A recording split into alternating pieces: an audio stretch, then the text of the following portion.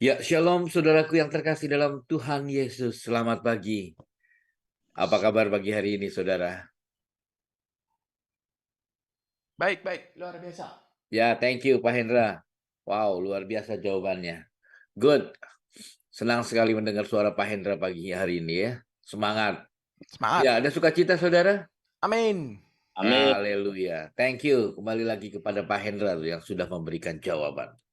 Oke, selamat datang kembali di GWG, saudara, di Genuine Worshipers of God dalam Morning Praise and Worship. Dan pagi hari ini, yuk kita bersama-sama kita memuji serta menyembah Tuhan. Dan fellowship pagi hari ini adalah Pak Hendra Halim. Maksud saya worship pagi hari ini, worshipernya adalah Pak Hendra Halim. Dan kita akan mendengarkan kebenaran firman Tuhan yang akan di-sharingkan oleh Bapak Sefrit Senai. Shalom, selamat pagi Bapak Pendeta Senai atau Sefrit, apa kabar pagi hari ini? Selamat pagi Pak, Shalom. Kabar baik Pak, puji Tuhan. Haleluya. Salam kenal Pak Sefrit. Selamat datang di Genuine Worshipers of God. Kayaknya baru satu kali ini ya Pak Sefrit hadir di GWG ya. Betul Pak. Ya, luar biasa. Tuhan Yesus memberkati ya Pak Sefrit. Saudara, firman Tuhan berkata, jika seseorang mengasihi aku, ia akan menuruti firman-Ku. Dan Bapakku akan mengasihi dia, dan kami akan datang kepadanya dan diam bersama-sama dengan dia. Amin ya saudara. Jadilah pribadi yang tetap taat dan setia kepada Tuhan. Jadi saudara, tetap memegang firman Tuhan, memegang janji Allah, dan setiap hari kita boleh hadir di GWG. Ya.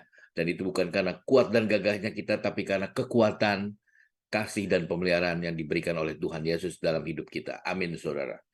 Oke, kita akan buka persekutuan ini dalam doa, dan pagi hari ini boleh saya minta tolong kepada, tadi saya sudah lihat siapa, Pak Madin ya. Ya, selamat pagi Pastor Madin.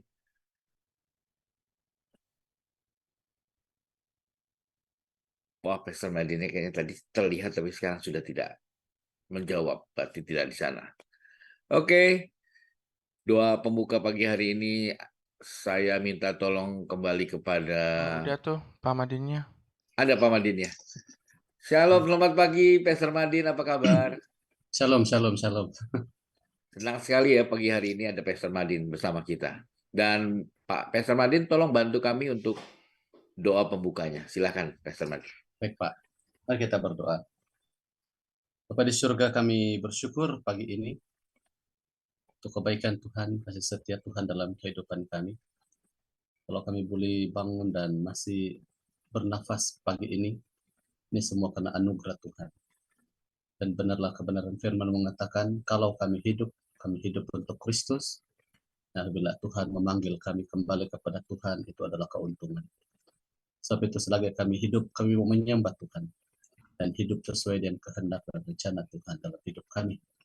Biarlah kehidupan kami ini hanya menjadi penyembahan kepada Tuhan, untuk pemuliaan nama Tuhan. Berkati setiap kami, kebenaran firman-Mu dan pujian yang kami naikkan kepada Tuhan.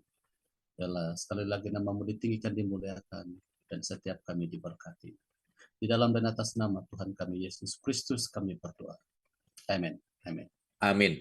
Terima kasih Pastor Madin. Selamat beribadah, Tuhan Yesus memberkati.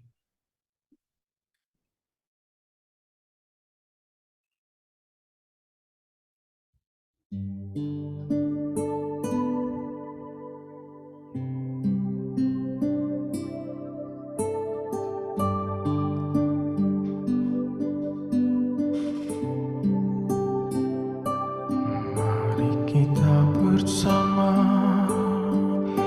datang ke hadirat Tuhan, memuji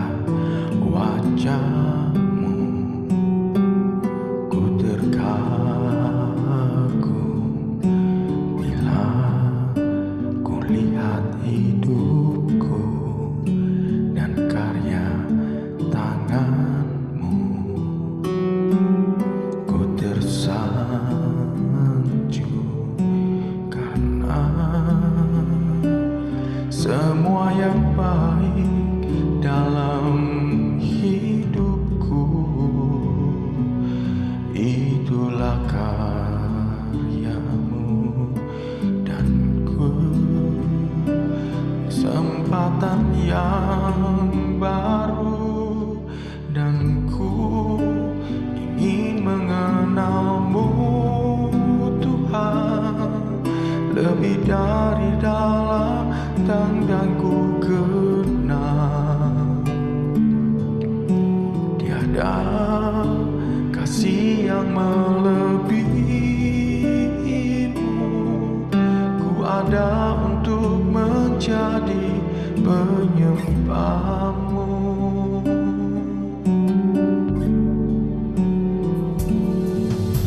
Bila ku buka mataku dan lihat wajahmu, ku terkaku. Bila ku lihat hidupku dan karya tanganmu, ku tersanjung karena semua yang baik dalam hidupku itulah karyamu. Kau beri kesempatan yang baru dan ku ingin mengenalmu, Tuhan, lebih dalam dari semua yang ku kenal. Tiada kasih yang melebihimu. Ku ada untuk menjadi penyembahmu.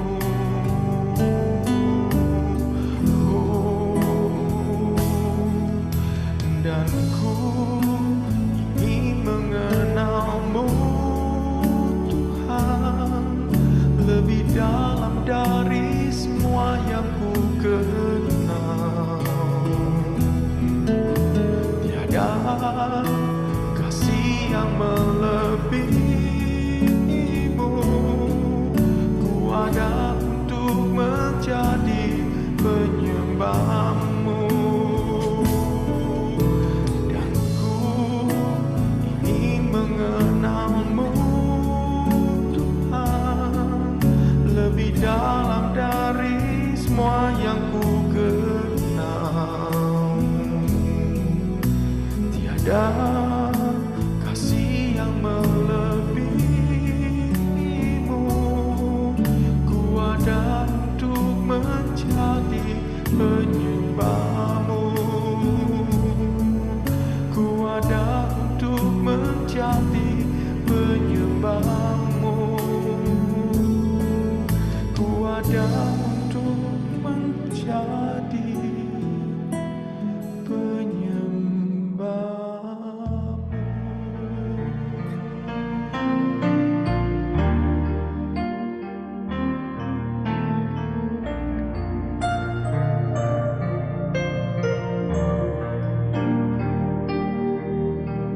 Tuhan, siapakah aku ini yang jadi biji matamu?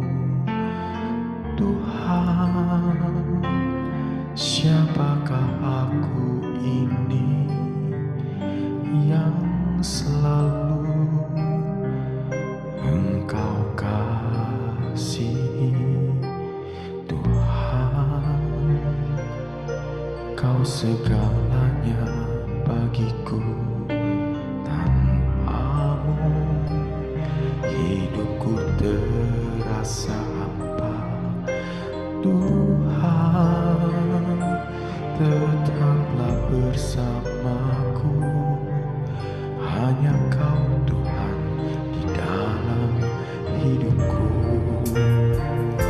Tuhan tahu jalan hidupku, kemanapun kakiku melangkah. Bila yang menguji diriku,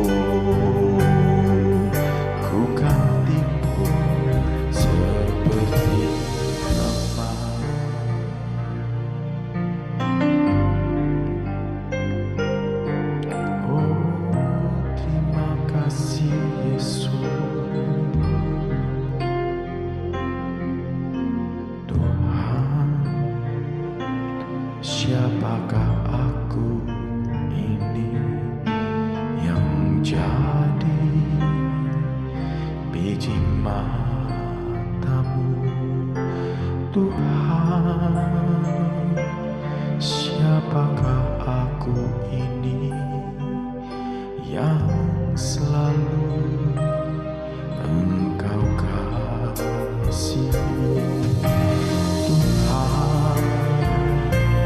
Kaulah segalanya bagiku, tanpamu hidupku terasa hampa.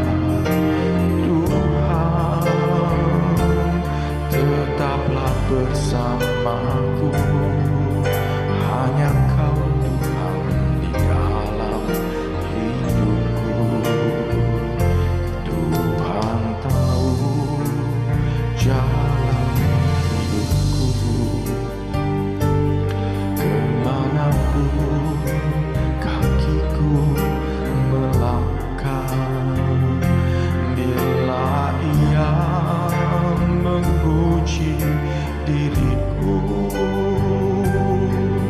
ku kan timbul seperti emas. Tuhan tahu jalan hidupku, kemanapun kakiku melangkah. Bila Ia menguji diriku, ku kan timbul seperti emas.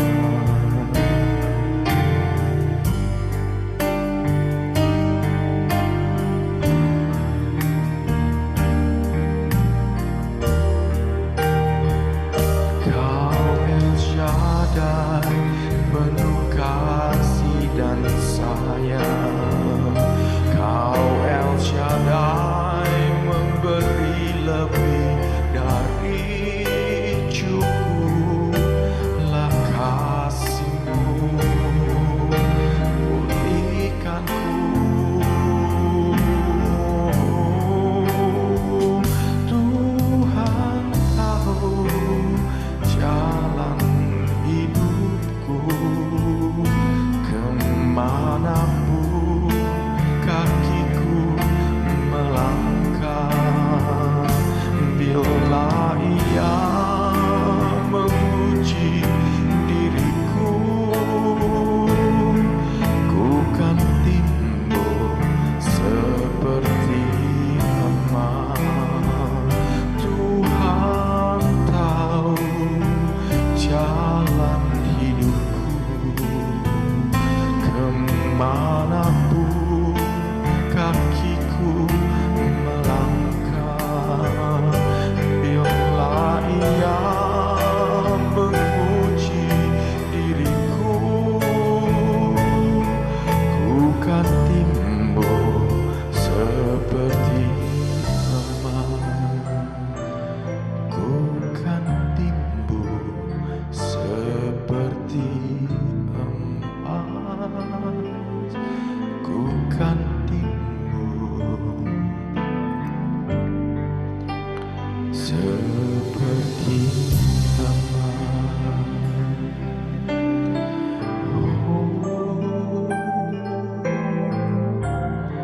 Kami kan timbul seperti emas, sesuai rencana-Mu, Tuhan. Oh,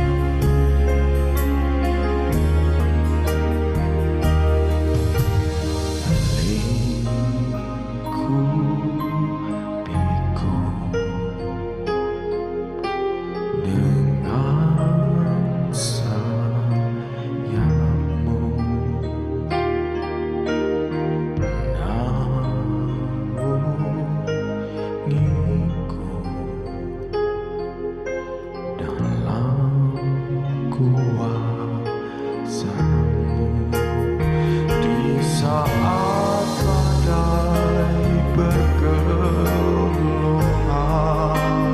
ku akan terbang bersamamu. Bapa kau Raja atas semesta, ku tenang sebab kau di saat badai bergelora, ku akan terbang bersamamu. Bapa kau Raja atas semesta, ku tenang sebab kau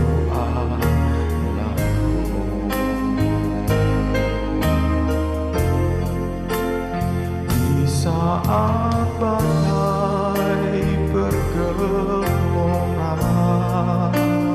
ku akan terbang bersamamu. Bapa kau Raja atas semesta, ku tenang sebab kau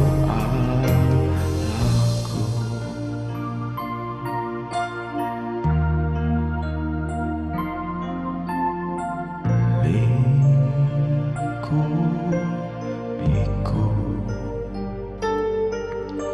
dengan sayapmu, naungiku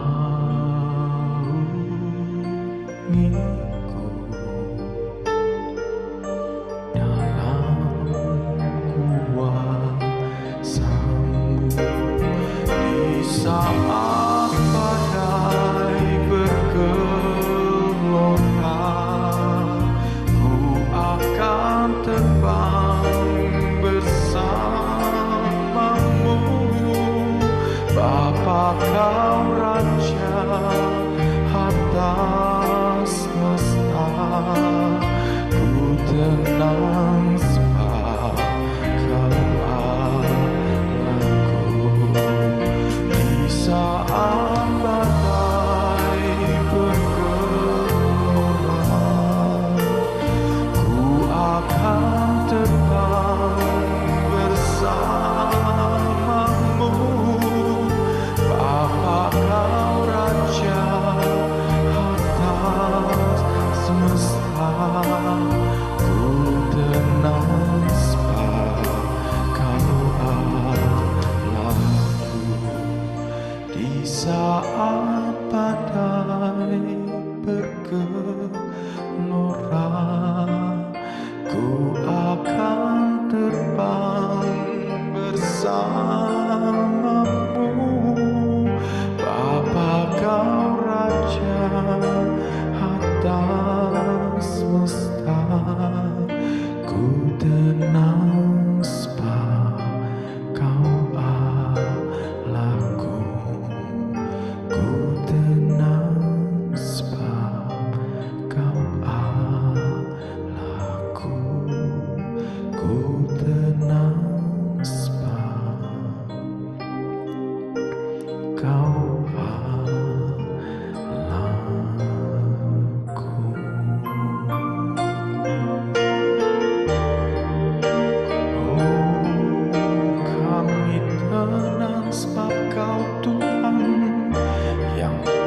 jagai kami, haleluya. Terima kasih Yesus,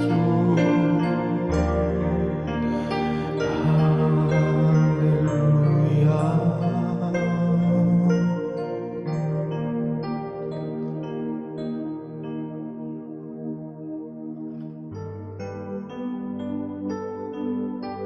Sebab kasih-Mu ya Tuhan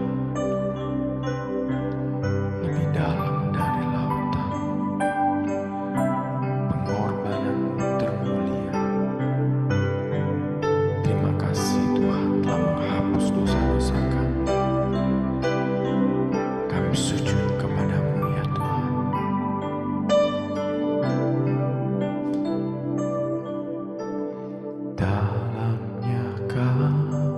kasih-Mu Bapa, terlebih dari segalanya,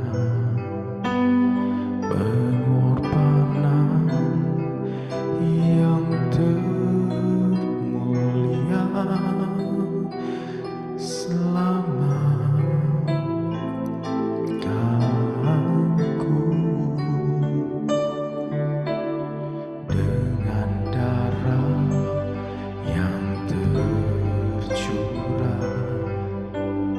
Ampuniku atas dosa, ku bersujud kepadamu, oh Yesusku.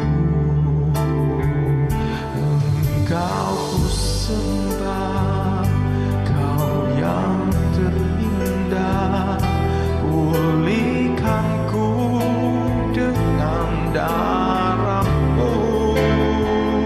Engkau ku sembah, Bapa mulia, seumur hidupku ku mau menyembah. Engkau ku sembah, Kau yang terindah, pulihkanku dengan darah-Mu. Engkau ku sembah, Bapa mulia, seumur hidupku ku mau menyembah-Mu.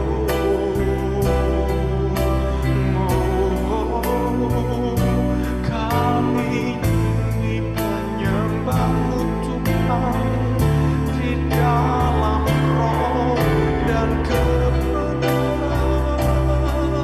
sujud di kaki-Mu, Yesus Tuhan.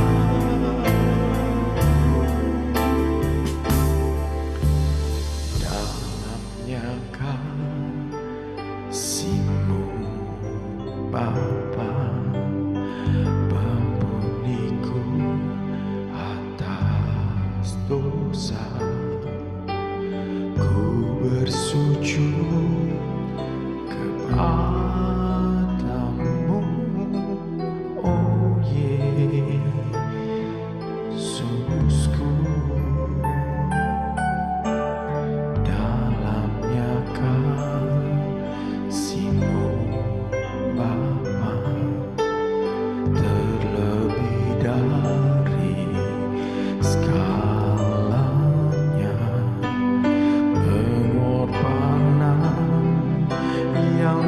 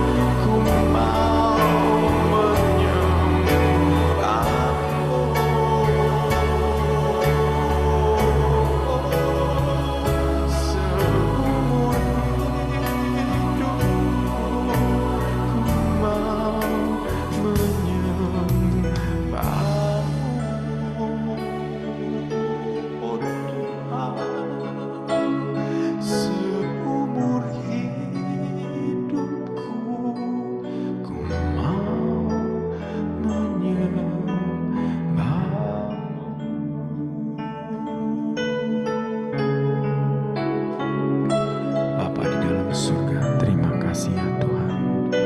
Inilah korban puji-pujian dari kami. Bertatalah di atas puji-pujian kami. Kau Bapa yang baik dan sangat baik. Terima kasih ya Tuhan.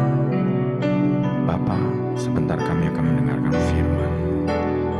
Urapi kami semua, sebab di dalam firman ada kasih, sukacita, ada kekuatan dan mujizat. Sebab Engkaulah sumber dari segala sesuatu. Terima kasih ya Bapa, Kau urapi hamba-Mu yang makan firman. Di dalam nama Tuhan Yesus kami berdoa. Haleluya. Amin. Silakan Pak Safri.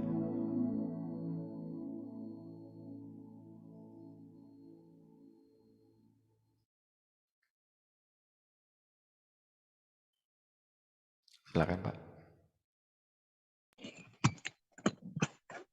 Salam. Shalom.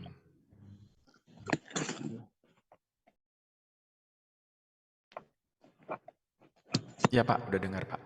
Ya, puji Tuhan, selamat pagi untuk kita semua. Terima kasih untuk kepercayaannya untuk bisa membagikan firman Tuhan, dilengkapi dengan kesaksian-kesaksian dalam pelayanan kami. Dan juga saya memperkenalkan diri, nama saya Sefritsna, saya berasal dari NTT, Nusa Tenggara Timur, kuliah di Salatiga, jurusan pendidikan agama Kristen, kemudian pelayanan di Kalimantan dari tahun 2012 sampai sekarang, baru mau masuk 12 tahun pelayanan.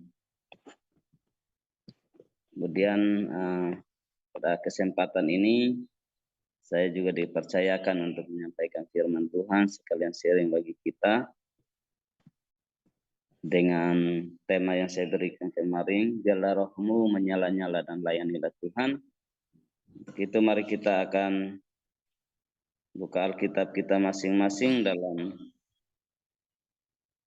Roma pasal 12 ayatnya yang ke-9 sampai 15 menjadi dasar dalam pemberitaan firman Tuhan pada pagi hari ini. Roma pasal 12 ayat 9 sampai 15.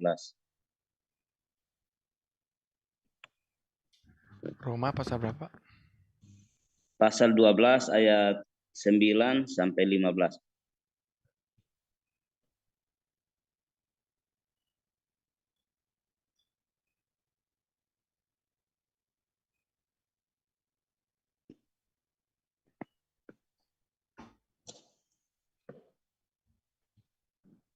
Ya, demikian firman Tuhan. Hendaklah kasih itu jangan pura-pura, jauhilah yang jahat dan lakukanlah yang baik. Hendaklah kamu saling mengasihi sebagai saudara dan saling mendahului dalam memberi hormat. Janganlah hendaknya kerajinanmu kendor, biarlah rohmu menyala-nyala dan layanilah Tuhan. Bersukacitalah dalam pengharapan, sabarlah dalam kesesakan, dan bertekunlah dalam doa. Bantulah dalam kekurangan orang-orang kudus dan usahakanlah dirimu untuk selalu memberikan tumpangan. Berkatilah siapa yang menganiaya kamu, berkatilah dan jangan mengutuk. Bersukacitalah dengan orang yang bersukacita, dan menangislah dengan orang yang menangis. Demikian jauh pembacaan firman Tuhan. Kiranya firman Tuhan ini menjadi dasar dan pegangan bagi kita sekalian.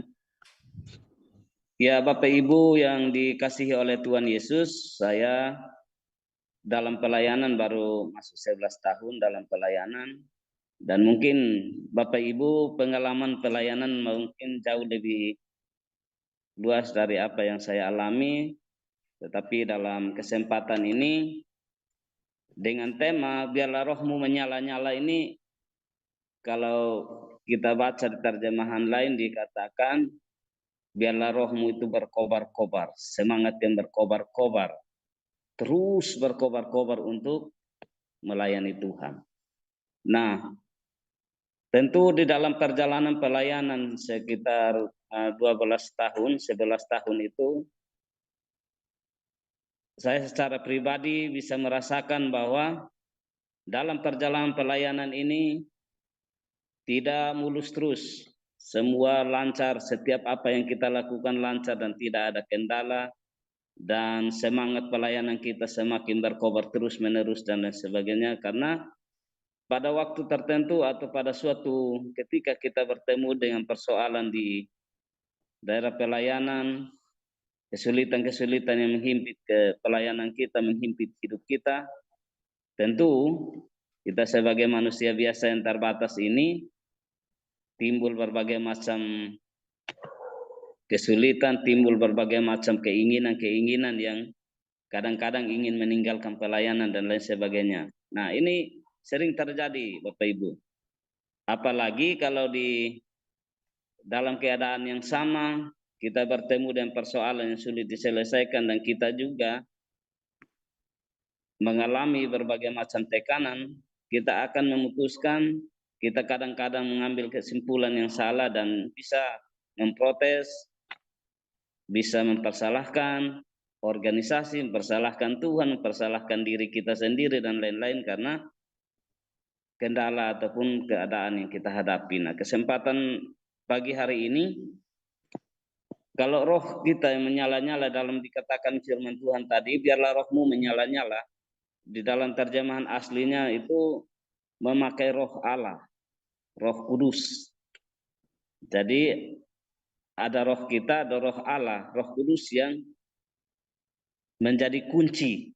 Mengapa kita bisa terus bertahan maju dalam pelayanan itu, karena dasar paling utamanya dalam kebenaran firman Tuhan ini pertama adalah Roh Kudus.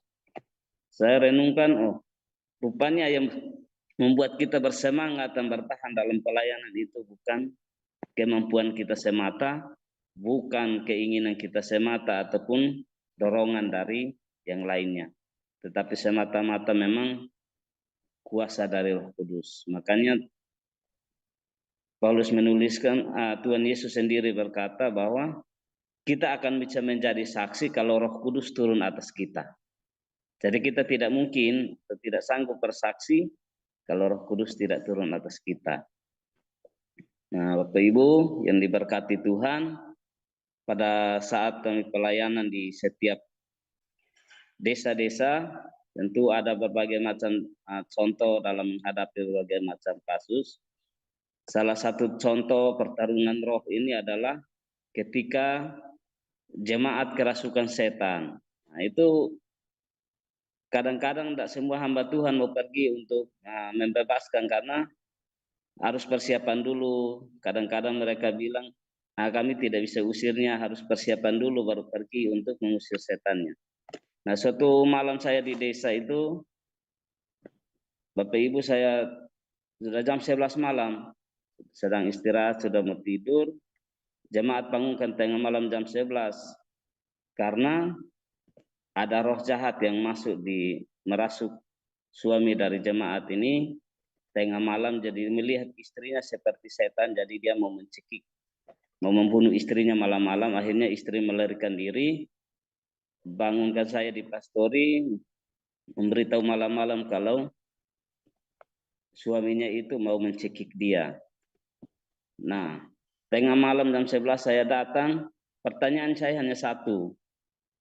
Adakah kita simpan jimat? Katanya itu tidak ada, bersih, kami tidak punya jimat. Saya bilang kalau tidak ada jimat, saya tidak akan berdoa. Biarpun malam ini mau dirasuk setan kah atau mau dibunuh gimana, terserah kita. Kalau mengaku ada jimatnya baru saya berdoa. Karena saya sudah percaya dia seorang pengurus gereja, ibadah setia, mengapa kok bisa dirasuk setan? Kemungkinan besar mesti ada sesuatu. Jadi setelah sampai jam 12 malam itu dia baru ngaku kalau dia ada simpan jimat, kayu itu 2 keping, tapi itu kayu kering yang 2 keping ini diambil dari patung yang terkuat, yang di sini sebut Pantak Lamok itu yang paling kuat itu. Kalau tongkatnya itu atau patungnya itu bisa tumbuh. Jadi paling kuat diambil antara dari patung perempuan dan laki-laki, diambil 2. Dia pelihara selama 3 tahun, disembunyikan di lemarinya, dibungkus. Cuma dia tidak memberi sesajian darah. Dari setiap tahun atau setiap bulan harus memberi sesajian darah, tapi jemaat ini tidak melakukan, dia hanya sembunyikan jimat ini di lemarinya. Jadi rupanya malam Jumat itu menuntut dia untuk diberi sesajian, akhirnya dia mau mencekik istrinya. Nah, malam itu setelah didoakan, dia ngaku dan didoakan, paginya kami bakar jimatnya itu. Setelah bakar jimatnya baru orangnya bisa selamatkan. Sebelumnya itu dia sering sakit. Tetapi setelah dibakar jimatnya dia sudah dilepaskan, sampai sekarang sehat. Jadi ada roh lain atau roh iblis yang mau merasuk dia, dan puji Tuhan kita datang mendoakan dengan kuasa Roh Kudus lah, dengan kuasa Roh Allah, jimatnya, kuasa gelapnya bisa dilepaskan dan orangnya bisa selamat. Itu salah satu contoh kami mengalami bagaimana orang kerasukan yang terikat oleh okultisme dan lain-lain itu. Sehingga dengan dilepaskannya orang itu, kita jadi bersemangat lagi. Kita bisa merasakan ya Tuhan menyertai pelayan ini, Tuhan yang memberi kemampuan. Jadi setiap kali ada sesuatu lagi yang seperti itu, kami datang dengan keyakinan karena Tuhan sudah melakukan sesuatu. Kemudian Bapak Ibu, yang berikutnya, poin yang kedua, yang mengapa kita bisa bersabar menjadi orang yang terus menyala-nyala ini, yang kedua adalah karena kasih.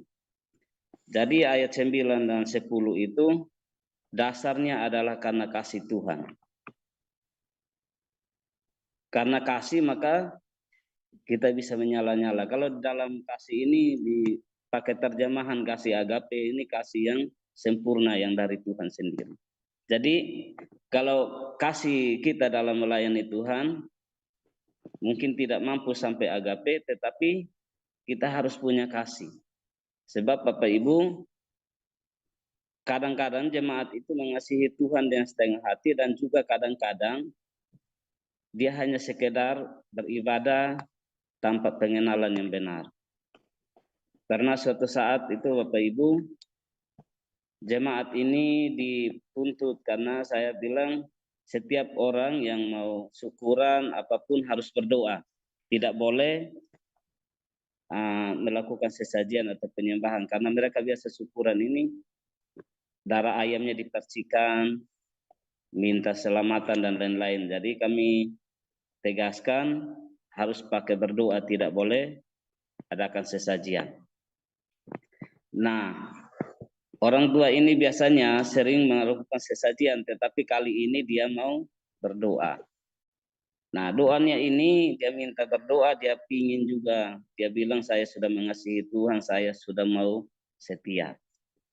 Saya pikir ini sudah mulai ada perubahan. Akhirnya datanglah saya ke rumahnya dan mendoakan syukuran tahun hasil panennya. Waktu saya doakan, setelah saya kembali, ternyata Bapak Ibu, jemaat cerita bahwa darah ayam yang dibunuh itu sudah dipercikan sebelum saya berdoa itu. Jadi diam-diam mereka percikan darah ayamnya dulu, baru disuruh kita berdoa untuk makan ataupun syukuran. Nah, tahun berikutnya saya sudah tahu caranya begitu. Saya ubah lagi, ayamnya jangan dibunuh.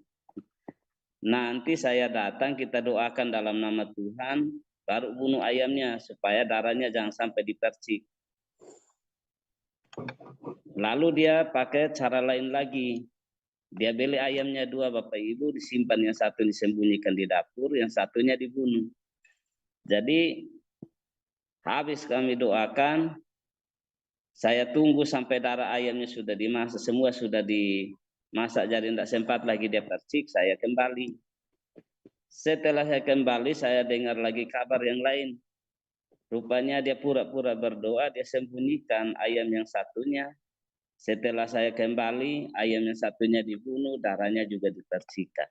Jadi itu dia mengasihi Tuhan, tetapi hanya di mulutnya aja. Dia hanya mau memenuhi keinginan pendeta, mungkin biar tidak enak nanti kita bisa merasa bahwa mereka sudah setia. Tapi itu memang luar biasa. Kasihnya kepada Tuhan belum sepenuhnya.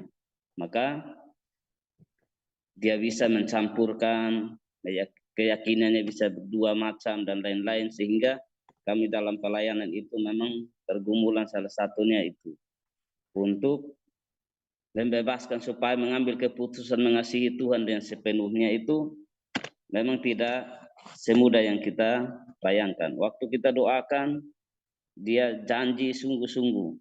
Setelah dilepaskan Tuhan, kembali lagi. Itu yang terjadi. Maka kata firman Tuhan harus mengasihi dia dengan sepenuhnya. Bukan pura-pura atau sekedar. Nah, Bapak Ibu, inilah 2 poin paling penting supaya kami sebagai hamba Tuhan juga melayani Tuhan dengan sepenuh hati. Karena kalau sudah kami mulai memikirkan diri kami, apalagi daerah pelayanan begitu sulit, mungkin kami sudah mulai mengambil kesimpulan yang berbeda. Saya suatu saat itu Bapak Ibu mengalami satu goncangan yang luar biasa. Jemaat sudah mulai berkembang, sudah bertambah 7 kakak waktu itu. Dan saya juga merasa sudah ada perubahan kemajuan. Tetapi karena tuntutan ekonomi, saya memikirkan mau tinggalkan dusun itu, pindah ke kabupaten untuk honor di sekolahan supaya cari penambahan penghasilan gitu. Dan itu saya rancang di dalam hati sendiri tanpa sepengetahuan jemaat. Tapi dengan saya merancang untuk tinggalkan pelayanan itu sehingga hanya weekend, hanya setiap minggu hanya dikunjungi saja, tapi hari Senin sampai Jumat saya mengajar. Mulai dari saya niat begitu, jemaat mulai berkurang, jadi ibadah itu 1-2 orang saja. Tadinya biasa penuh gereja, mereka mulai malas-malas. Saya cari tahu apa yang salah gitu. Saya pikir, tidak ada yang salah, kunjungan sudah, doakan sudah, saya perhatikan mereka sudah cukup. Tapi mengapa berkurang terus? Rupanya itu karena niat hati saya ini sudah terbagi 2, kepingin tinggalkan supaya sambil bekerja di kota, sambil juga pelayanan. Ternyata itu mempengaruhi. Jadi rupanya jemaat dengan gembala itu ada kontak, dia tahu. Secara tidak diberitahu bahwa kapan mau tinggalkan, tetapi mereka mulai tahu bahwa ada niat yang jahat. Jadi mulai menurun. Akhirnya korulnya menegur saya, apa semangatmu, bagaimana pelayan sekarang? Saya mulai sadar, kembali lagi. Doa lagi, bergumul, ambil keputusan, sudah. Saya tinggal di sini, saya pelayanan di sini cukup. Apapun yang terjadi, biar saya fokus pelayanan di sini. Setelah saya tinggal di situ, fokus di situ, tidak lagi mikir mau tinggalkan untuk cari kerja sampingan, jemaat mulai menambah lagi. Nambah lagi, bahkan waktu itu bisa 7 kakak dari Katolik itu masuk menjadi percaya, ambil keputusan dibaptiskan menjadi percaya. Jadi kasih yang kita bangun untuk pelayanan ini memang ada hubungannya penting dengan pekerjaan Tuhan. Karena sewaktu kita setengah hati, umat pun lebih lagi setengah hati. Kita semakin tidak bersemangat, mereka lebih lagi tidak bersemangat. Jadi itu yang kedua adalah kasih. Jadi bagaimana kita bertahan dalam pelayanan ini adalah kasih. Yang ketiga, poin ketiga yang terakhir itu Bapak Ibu, kita bisa melihat bahwa yang ketiga ini adalah kita harus punya visi. Di dalam ayat ini tadi kita baca dikatakan ayat 12, bersukacitalah dalam pengharapan, sabarlah dalam kesesakan, dan bertekunlah dalam doa. Jadi sabar dalam pengharapan ini di dalam terjemahan lain dikatakan, dalam pengharapan ini dikatakan ada rencana Tuhan untuk kita. Jadi terjemahan lain dikatakan ada rencana Tuhan untuk kehidupan saudara. Jadi di dalam firman Tuhan ini, bagian ini kita bisa belajar bahwa dalam setiap keadaan yang kita hadapi itu mesti ada rencana Tuhan. Tidak ada yang terjadi begitu saja tanpa kendali ataupun tanpa rencana Tuhan di dalamnya. Makanya setelah saya mengalami beberapa hal itu, saya sadar betul bahwa memang apa-apa yang saya alami itu rupanya ada rancangan Tuhan di situ, karena Tuhan tidak akan mau kalau rancangan apa yang harus dicapai oleh kita melenceng dari rancangannya. Jadi bersukacita, pengharapan yang dimaksud ada rencana Allah yang baik bagi kita. Makanya kita sebagai hamba Tuhan yang punya visi, punya misi untuk melayani, kita berpegang pada itu. Ada pengharapan. Kita lihat orangnya degel-degel, doa tidak mau, ibadah tidak mau. Kita berpengharapan Tuhan pasti ngubahnya nanti. Ada waktu Tuhan mengubahnya. Nah, ini membuat kita tahan. Kalau kita memandang dia tidak ada pengharapan, tidak mungkin dia berubah, tidak mungkin dia berkembang, tidak mungkin ada peningkatan rohani, kita akan putus asa di situ. Tetapi kalau kita melihat dia bahwa dengan pengharapan, pasti ada pengharapan. Tuhan pasti bisa mengubah hidupnya. Ini membuat kita bersemangat pagi. Kadang-kadang kita lihat generasi muda ini menjadi semangat bagi kita, karena mereka yang generasi muda dapat pengajaran dari sekolah minggu sampai remaja sampai dewasa. Jadi ketika mereka dewasa, mereka ini yang menjadi patokan. Mereka bersemangat, rindu melayani dan ikut terlibat dalam pelayanan. Jadi menarik mereka, orang tua yang tadinya itu maju mundur dalam imannya itu didorong oleh generasi muda. Itu menjadi pengharapan kami. Maka dalam pelayanan ini kami punya rencana, visi. Ada pengharapan, ada rencana Tuhan dalam setiap bagian dalam pelayanan. Makanya Bapak Ibu Saudara sekalian, dukungan dan doa kita semua itu penting bagi pelayanan ini, karena terus terang hampir semuanya itu sudah di dalam pelayanan itu banyak yang sudah sampingan untuk melayani, sampingan untuk mengajar juga. Karena kesulitan ekonomi mungkin, jadi semua akan fokus untuk mengajar. Jadi dengan sudah mengajar ini kunjungan sulit, kami mau adakan fellowship juga sulit karena kawan-kawan sedang mengajar, jadi waktunya harus sulit. Nah, ini bersyukur kepada Tuhan, kita harus berpegang pada rencana awal dari Tuhan. Apa rencananya sama kita, di mana kita ditempatkan. Saya satu kali kesaksian terakhir ini di Bengkayang ini, Bapak Ibu, di Kabupaten Bengkayang ini, dirintis itu dari awal itu 2 orang saja jemaatnya, hanya seorang ibu dengan anaknya.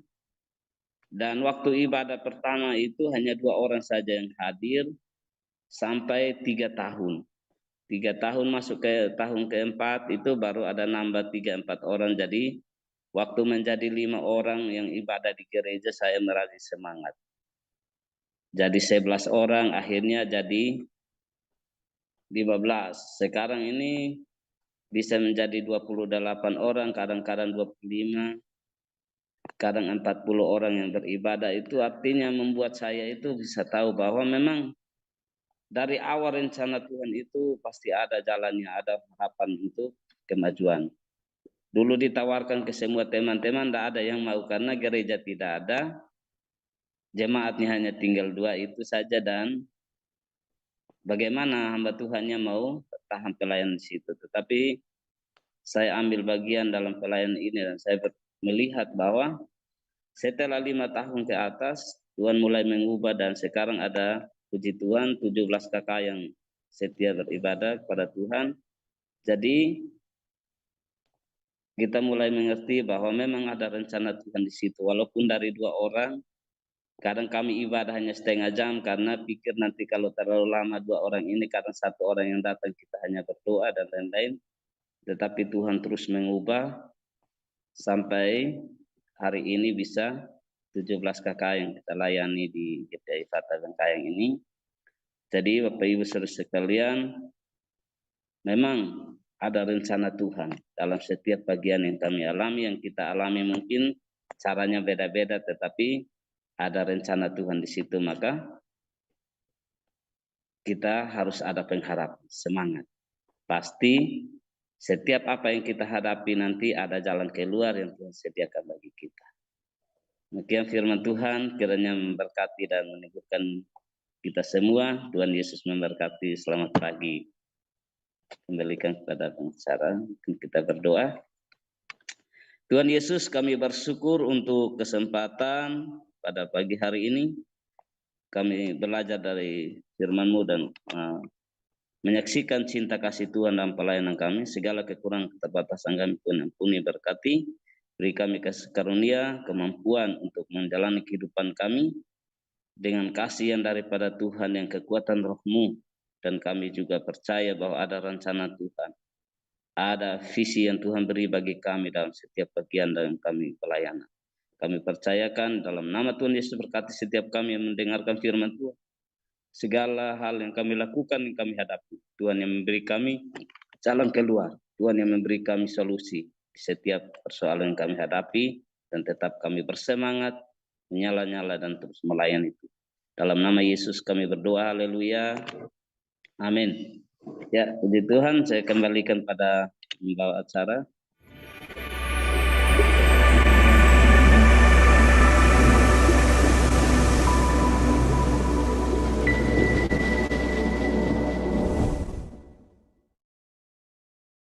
Ya, terima kasih kepada